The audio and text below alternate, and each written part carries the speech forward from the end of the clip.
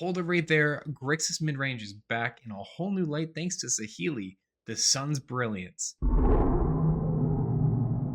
Hey everyone, Astro's Flame here, tapping out to talk about Grixis Midrange from GoKalper. Just like how I'm tapping out, you should tap that subscribe button down below to stay updated on all the new standard best of 3 decks coming out for the Lost Caverns of Ixalan meta.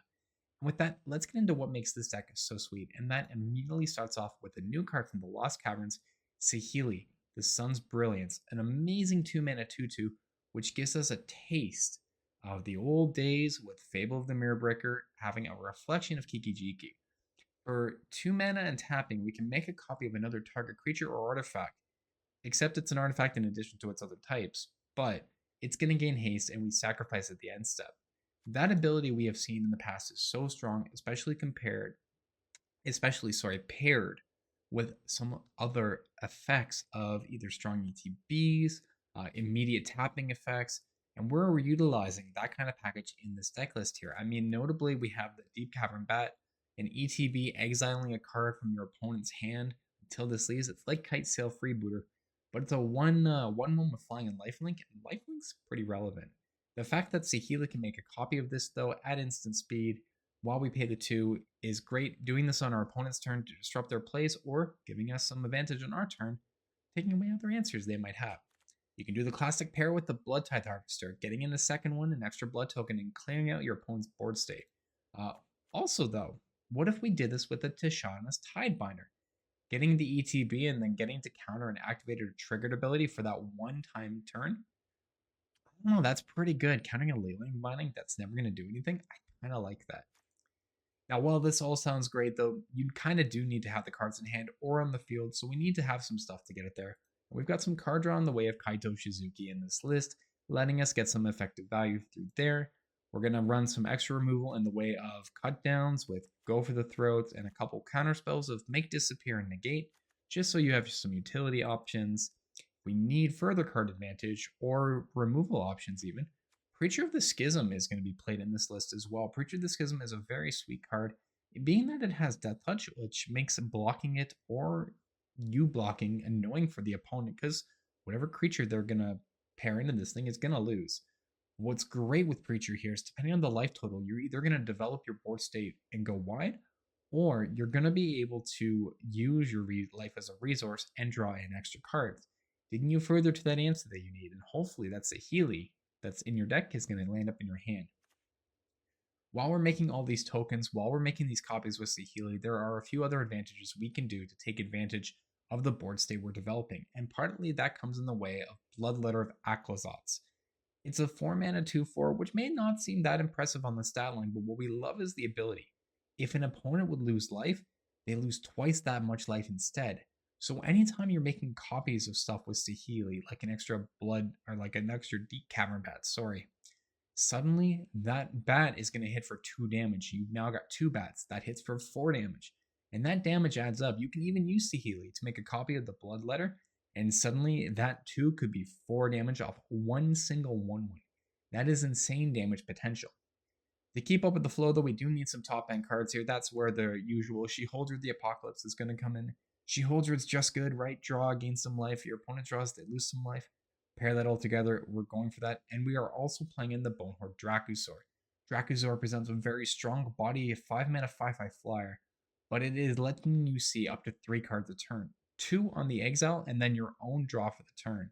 You're either going to make treasures or a 3/1, and you still get to play those cards for that turn. Seeing 3 cards a turn is huge. Developing a board state is huge. Getting in an extra Bonehoard Dracosaur with Saheeli is even huger. So you can see how Saheeli really fits in nicely for this deck list shell. In the mana base, though, not too much to really touch on here. We're playing a couple of the new Restless, so Restless Reef, the Restless Spire, and the Restless Vents. These are just very good utility lands to help either push in damage or act as a mana sink and be a blocker in a bad position. Let's quickly touch on the sideboard, though. What are we doing there? So in our sideboard, we're going to be running some Duresses, great in the mid-range control matchup. Change the equations, getting in some counterspell against some aggro decks, especially if that Prowess deck is coming in.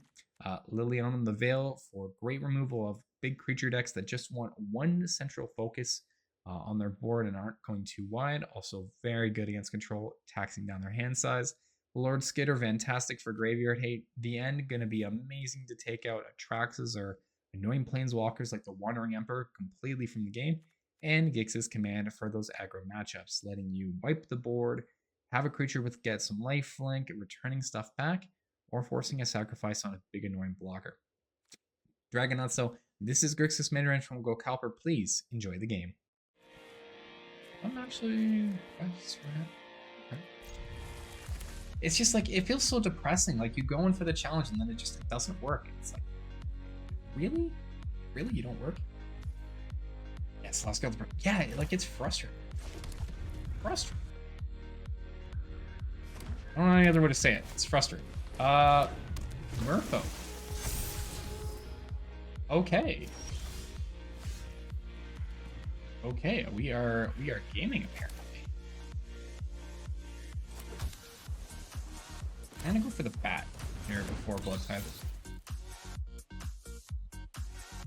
Yeah, you're good. Can't do our challenge. Yeah, like any of the challenges just bugs. No blocks. That says flash, right? Just playing in the 2-3?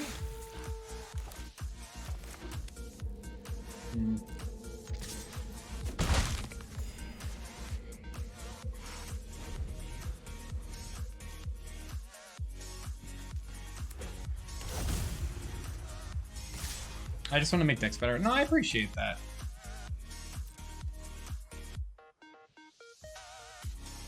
Take the 4.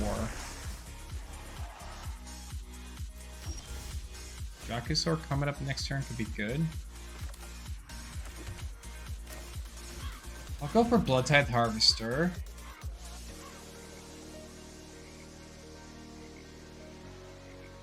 The Nikonzo, it's Nikonzo, right? And Nikonzo is going to be not an easy kill. Keeping the Sentinel off I like a lot. You can poke in for one with the bat, drop in Dracosaur next turn. She does get huge fast, it's true. Like to see you against my UA? Yeah, maybe sometime a lot. Like when viewer battles and stuff open back up, absolutely. But I get you. You want to be able to improve your deck and you want to check stuff out and set it right. I 100% get it. It's one non-creature. 3-4 and 3-3. They don't have an Explorer card. We're fine.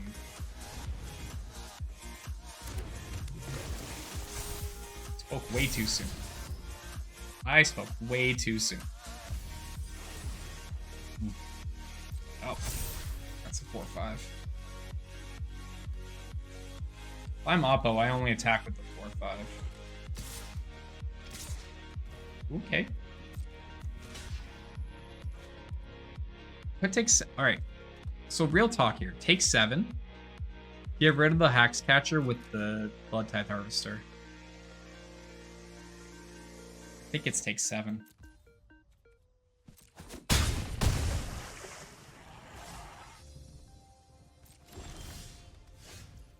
Tasha's Tidebinder. Let's take out the Hex Catcher. Drop in our Dracosaur.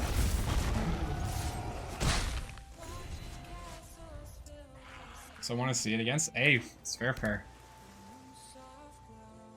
Hex is not a creature. I know, but Hex is +1/+1 to all their Merfolk. So even if they happen to get in another Explorer with Nikon, my Dracosaur has a better potential to kill it, right? That was the thought. Ooh, let's go. Okay. And a treasure? I don't think I play the Restless Fire. I think it's gonna be Shelly.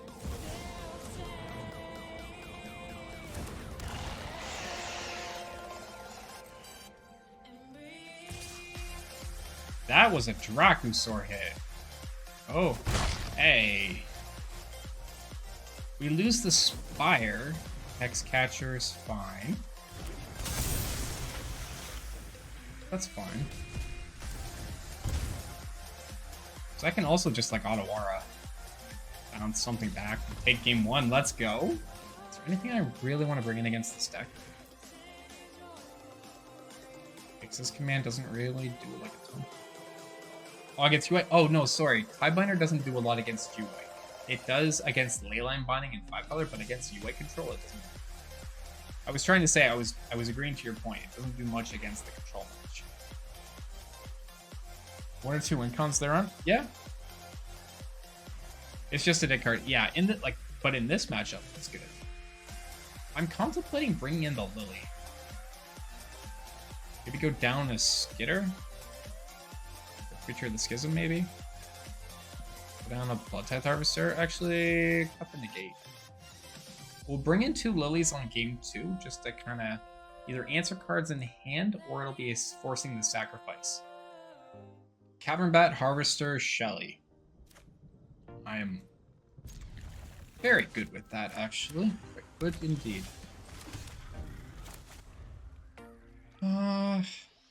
So it is definitely a hand.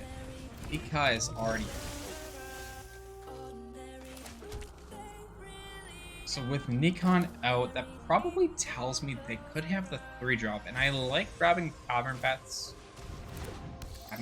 I like Deep-Cavern Bat here to hit the. Oh, it's just Tidebinders and Mudslingers. Oh, that's fine. Make Disappear, Ozolith. Might grab Shatter. Okay. Got the Witness Protection. Cycle the Ozolith because they missed a land drop. That is so great for me. Gold blocks. And this land, focus for 1, pass the turn. Okay. Scout can't be countered. They're gonna get to explore. Tidebinder off the top. Alright, we have to force the Make Disappear. So we're gonna go for the Tidebinder here. Force out their Make Disappear. This taps them out for the turn. And means we get to resolve She-Holdred, which will keep us in this game. And then we cast in Shelly.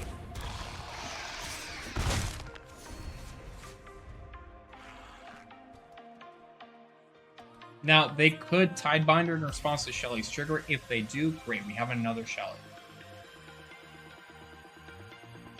So this is forcing a response from the opponent. There's the Tidebinder. Yep. So they'll do it. They won't have abilities. This staves off their turn, though.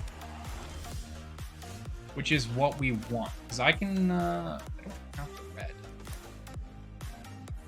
I think we're going to go Bloodtithe Harvester.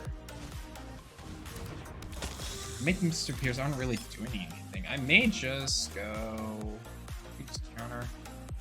Well, Darren is a double kicker of 2. They need the red mana to do that. And it gets 2 +1 +1's 4. So then I lose Saheeli. Which is annoying.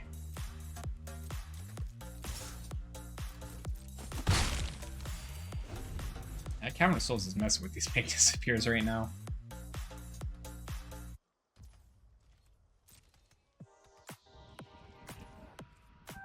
My turn. Alright, sure. So we take out the Tidebinder here.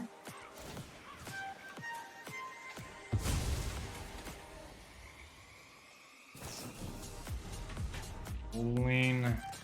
Here's. Ah, that figures.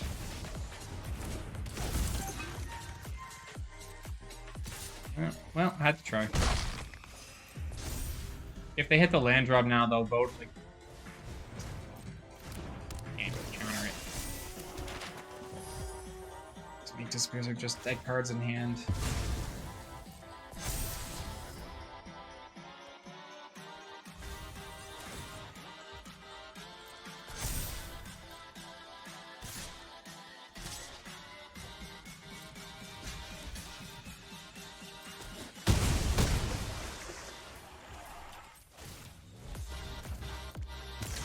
Cycle out the Make Disappear. Hit a land.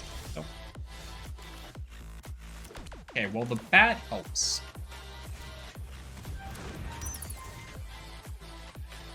And they have double Bodallion. Oh. Just no winning this. Oh my gosh, if they hit the land drop here. No land drop at least. Oy, oy, oy.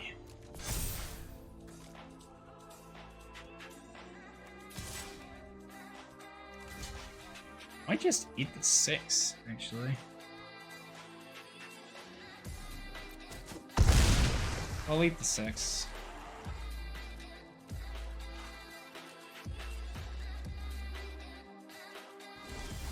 I tap their Caverner Souls. That's a slight mistake, because now I can just grab my 3rd bat and not worry about the Bodalines at all. Yay! Fantastic.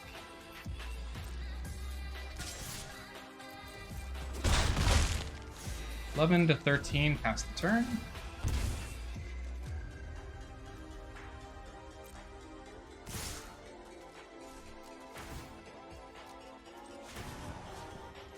Copy Bat is the plan, and we get to steal their card for the turn. Gonna block there, and then I'll block Mika. Down to 6. Heal to 7. Give it back. Explore again. March of the Swirling Mist off the top. Oh. I play a Dracosaur. I can't hold up Make Disappear. That is a problem.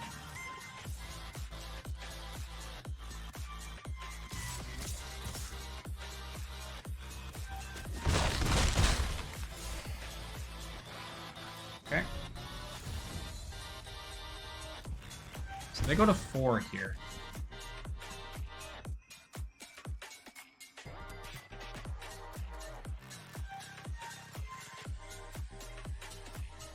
I think we still live.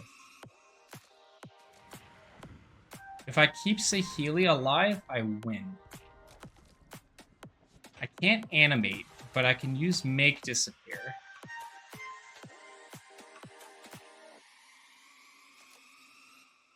If they go for the March, they have to name 2 at least. Alright, everything's going in. That's fine. We're gonna activate Saheeli, copy a Bat.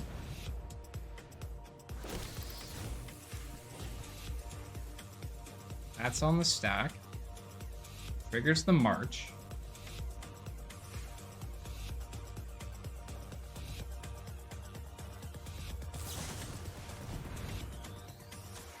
And they didn't save up enough mana, so we just Make Disappear it.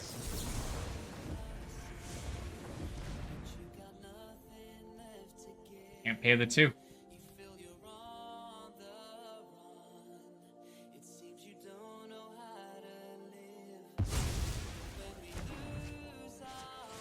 Still the Nika.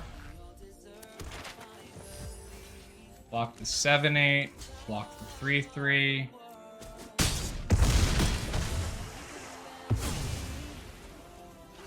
Saheeli, copy Bat, attack for 4 in the air. Take the game. Thank you so much for sticking around to the end of the video. Everyone is always appreciated. Please remember to hit that like and subscribe button to stay updated on all the new decks coming in for the Lost Caverns of Ixalan meta. And big thanks to GoKalper for this list. It was amazing. So, as always, keep believing. I'll see you next time.